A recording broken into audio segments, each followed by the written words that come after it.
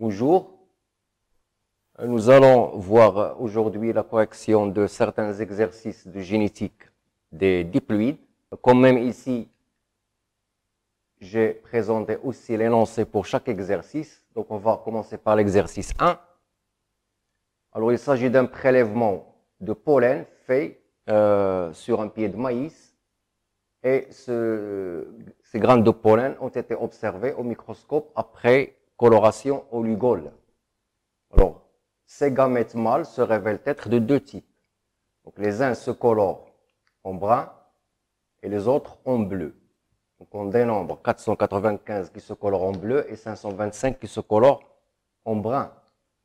Alors, sur cette ou ce même pied de maïs, on a pratiqué une autofécondation. Alors, c'est-à-dire que les gamètes mâles du pied de maïs vont féconder les gamètes femelles du même pied de maïs. Alors, les pis issus de cette autofécondation contiennent deux types de grains. Des grains qui sont brillants et des grains qui sont mats. Alors, l'albumène des premiers se colore en bleu et l'albumène des grains mats se colore en brun. Et on dénombre 301 grains brillants et 98 grains mat. Donc, la question, c'est d'essayer d'interpréter ces résultats. Alors, on a un seul caractère, donc qui est coloration en bleu ou en brun, d'une part, et ce même caractère concerne l'aspect des grains de maïs brillants ou mat. Alors, les pis du maïs duquel a été fait le prélèvement donnent deux types de gamètes. Les uns se colorent en bleu, les autres en brun. Donc, pour ce couple d'allèles, cet épi de maïs, il est hétérozygote. Donc, il porte l'allèle BL, qui code pour le bleu, et l'allèle BR, qui code pour le brun. Donc, l'autofécondation faite sur cet épi de maïs, c'est le croisement entre ces deux génotypes, qui sont tous les deux hétérozygotes. Donc, c'est bleu-brun croisé avec bleu-brun. Alors, quand on regarde l'échiquier de ce croisement, on va avoir 4 génotypes.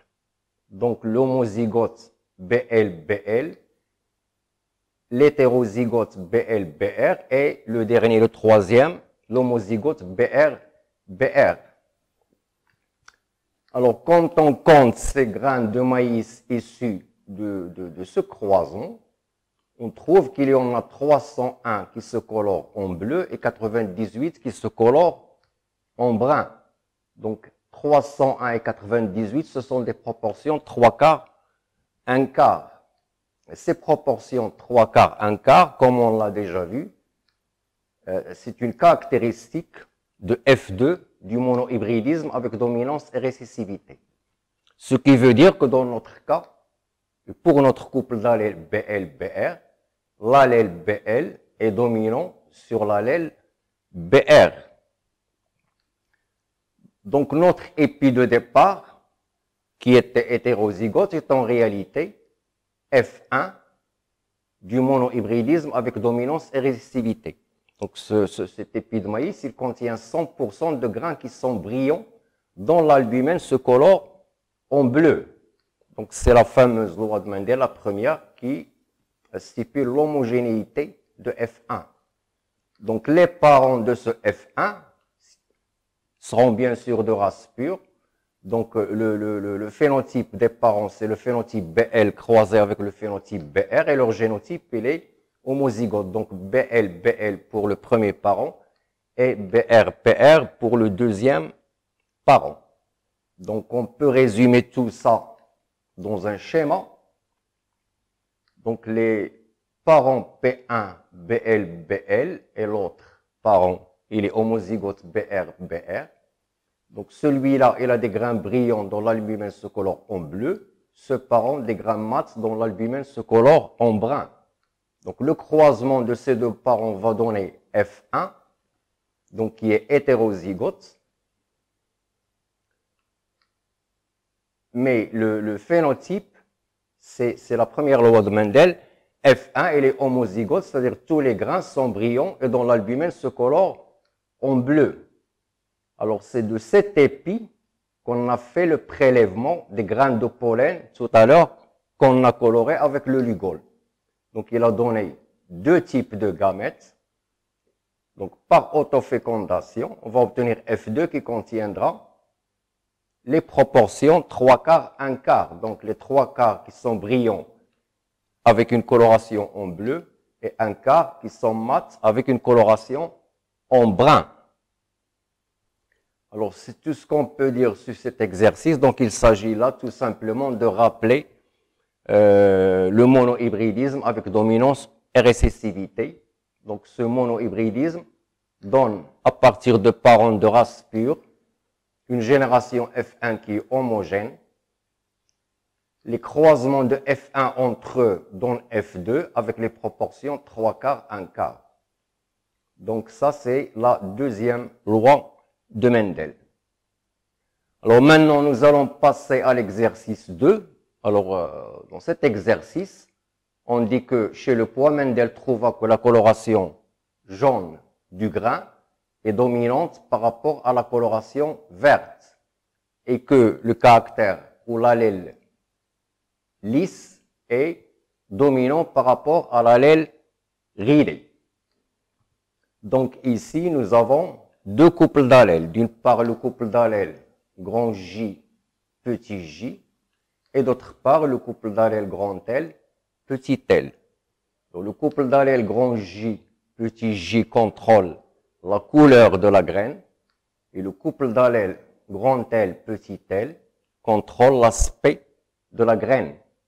Alors, on dit qu'on a croisé deux souches pures, donc l'une, elle est jaune lisse, l'autre souche, elle est vert ridé. Les individus de F1 sont croisés entre eux et on vous demande, premièrement, qu'est-ce qu'on va obtenir en F1 comme phénotype. Deuxièmement, on vous demande en F2 quelles sont les proportions d'une part entre jaune et vert et d'autre part entre lisse et ridé. Alors, les réponses donc à ces questions. Alors tout d'abord, ça on l'a déjà dit, on a deux couples d'allèles, grand J, petit j et grand L, petit l. Avec grand J domine petit g et grand L domine petit l.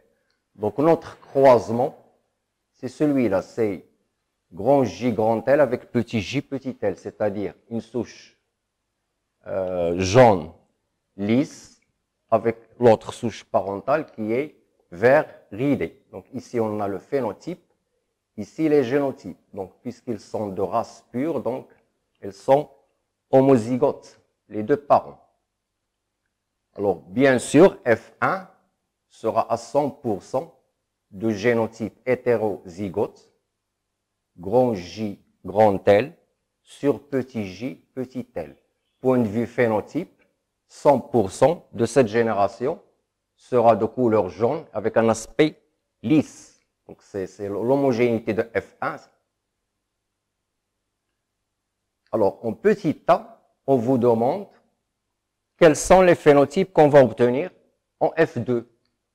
Donc F2, c'est la génération qui est issue du croisement des individus de F1 entre eux. Donc ici, chaque individu F1 va donner 4 types de gamètes. Donc des gamètes parentaux, donc grand J, grand L et petit j, petit l, et des gamètes recombinés, c'est-à-dire grand J, petit l et petit j, grand L. La même chose pour l'autre parent. Donc, dans cet échiquier, on va obtenir 16 génotypes. Alors, j'ai représenté ici plusieurs couleurs pour montrer qu'on aura 4 phénotypes à partir de ces 16 génotypes. Alors, d'une part, les phénotypes parentaux, qui sont grand J, grand L et petit j, petit l, et les phénotypes recombinés, qui sont grand J, petit l et petit j, grand L. Alors, quand on compte le nombre de phénotypes dans cet échiquier, grand J, grand L, on va trouver qu'il y en a 9. Le phénotype petit j, petit l est présent une seule fois ici. Petit j, grand L, il est présent 3 fois. Et finalement, grand J, petit l est présent aussi 3 fois. Mais faites attention, ici, dans ce cas-là, on ne peut pas parler des proportions de chacun de ces phénotypes. Alors souvent, lorsqu'on voit cet échiquier, on dit que les proportions sont de 9, 3, 3, 1, c'est-à-dire la troisième loi de Mendel. Mais ici, ce n'est pas le cas. Pourquoi? Tout simplement parce qu'on ne nous a pas dit est-ce que les deux gènes étudiés, est-ce qu'ils sont liés ou indépendants génétiquement? Alors, on dira qu'il y a les proportions 9, 3, 3, 1 uniquement si on sait que les gènes sont génétiquement indépendants. Ici, on n'a rien dit, donc on ne peut pas parler des proportions. Tout ce qu'on peut dire, c'est qu'il y a 4 phénotypes. Alors, pour la question suivante, maintenant, on vous demande, en F2, toujours la même génération, combien on va obtenir de phénotypes jaunes par rapport au phénotype vert, d'une part, et d'autre part, combien on va obtenir de phénotypes lisses par rapport au phénotype ridé. Donc, dans ce cas-là, tout simplement, on va regarder chaque couple d'allèles seul, indépendamment de l'autre. Si vous voulez, comme si on va faire 2 fois un monohybridisme. Donc, toujours dans cet échiquier, c'est celui de tout à l'heure, on va regarder d'une part J par rapport à petit j, et d'autre part grand L par rapport à petit l. Donc, quand on compte les grands J et les petits j, c'est-à-dire les phénotypes jaune et vert, on va trouver qu'on a 12 fois grand J et 4 fois petit j. Alors, j'ai mis ici 4 couleurs pour les différencier ici. Ça d'une part. D'autre part, on va trouver qu'on a 12 fois grand L et 4 fois petit l. Ça veut dire 12 et 4, ça fait les proportions 3 quarts, 1 quart. Ça s'applique pour le couple d'allèles grand J, petit j, et pour le couple d'allèles grand L, petit l. Tout simplement, on l'a dit, on aura 2 fois un monohybridisme, donc on sera dans F2 d'un monohybridisme avec dominance et récessivité. Par conséquent, on aura les proportions 1 quart, 3 quarts. Ils vont s'appliquer pour le couple d'allèles grand J, petit j, et pour le couple d'allèles grand L, petit l. Et on va donc passer à l'exercice 3. Alors, on parle ici de l'épagnole chez lequel il y a la coloration du pelage qui est sous contrôle du couple d'allèles grand B, petit b. Et on dit que grand B conduit à la coloration noire alors que petit b conduit à la coloration fauve.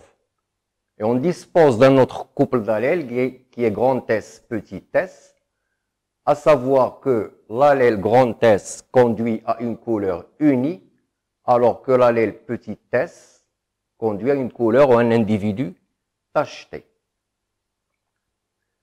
Alors on vous dit que on a croisé un mâle noir uni avec une femelle fauve unie. Alors ce croisement, il a donné une portée, donc une descendance composée de 6 chiots. Parmi ces 6 chiots, on a 2 qui sont noirs unis, 2 fauves unis, un tacheté et noir, et le dernier, il est fauve et tacheté. Et on signale que les allèles grand B et grand S dominent respectivement les allèles petit b et petit s. Et on vous demande de donner les génotypes des parents. Alors ici, le moyen le plus simple, c'est de regarder les deux couples d'allèles séparément l'un de l'autre. Donc on va regarder d'une part le couple d'allèles grand B petit b, et d'autre part le couple d'allèles grand S petit s. Alors, voilà notre croisement de départ. C'est un mâle qui est grand B, grand S, avec une femelle qui est petit b, grand S. Voilà la descendance. Donc, on a obtenu deux individus qui sont noirs unis, donc grand B, grand S, deux individus qui sont fauves unis, c'est-à-dire petit b, grand S, un individu qui est noir tacheté, donc il est grand B, petit s, et finalement, un dernier individu qui est fauve tacheté, donc petit b, petit s. Alors, concernant le couple d'allèles grand B, petit b, nous avons le croisement grand B avec le croisement petit b. Et ça, c'est un croisement test-cross. Et on sait qu'un croisement test-cross, quelle est son utilité? Ou bien parmi ses utilités, c'est qu'il nous permet de savoir si un individu de phénotype dominant, est-ce qu'il est homozygote ou hétérozygote.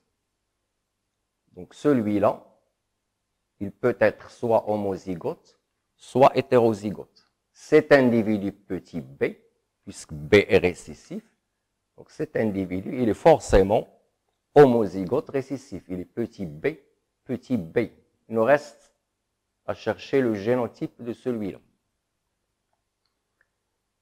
Donc il y a deux cas. Soit que celui-là, il est homozygote. Dans notre cas, il va nous donner un seul type de gamètes qui sont tous grand B. Celui-là, il est homozygote, il va donner aussi un seul type de gamètes. Et donc, dans ce cas-là, si celui-là est homozygote, on aura une descendance du test cross qui est à 100% grand B petit b. Donc, de phénotype grand B. À 100%. S'il est hétérozygote, celui-là, toujours, il donnera un seul type de gamète qui est petit b. Par contre, celui-là, s'il est hétérozygote, il va donner deux types de gamètes, grand B et petit b. Dans ce cas-là, dans cette descendance, on aura une moitié qui est hétérozygote, grand B, petit b, et l'autre moitié qui est homozygote, petit b, petit b. Et donc, point de vue phénotype, on aura 50% qui est de phénotype grand B et 50% qui est de phénotype petit b. Alors, on est dans ce cas ou dans celui-là, il suffit de regarder ici. Et on trouve qu'on est dans ce cas. Pourquoi? Parce qu'il y a un petit b ou des petits b qui apparaissent. Si cet individu était homozygote, on aurait eu 100% de phénotype grand B. Ce n'est pas le cas ici. Il y a des phénotypes petit b. Donc cet individu, il est hétérozygote. Donc dans ce croisement, ici vous avez grand B sur petit b. Ici, c'est petit b sur petit b. Maintenant, concernant le couple d'allèles grand S, petit s, les deux parents sont de phénotype grand S. Donc, chacun des deux parents, il est soit homozygote, soit hétérozygote. Mais logiquement, si au moins l'un des deux parents est homozygote, toute la descendance sera grand S, puisque grand S est dominant. Or, ici, il y a des individus qui sont petit s. Ça veut dire tout simplement que ces deux parents, tous les deux, sont hétérozygotes. En conclusion, le génotype de cet individu grand B, grand S, il est grand B, grand S sur petit b, petit s. Il est hétérozygote pour les deux couples d'allèles. Ce parent, il est homozygote pour le couple d'allèles grand B, petit b, homozygote récessif, et hétérozygote pour le couple d'allèles grand S, petit s. Donc c'est petit b, grand S sur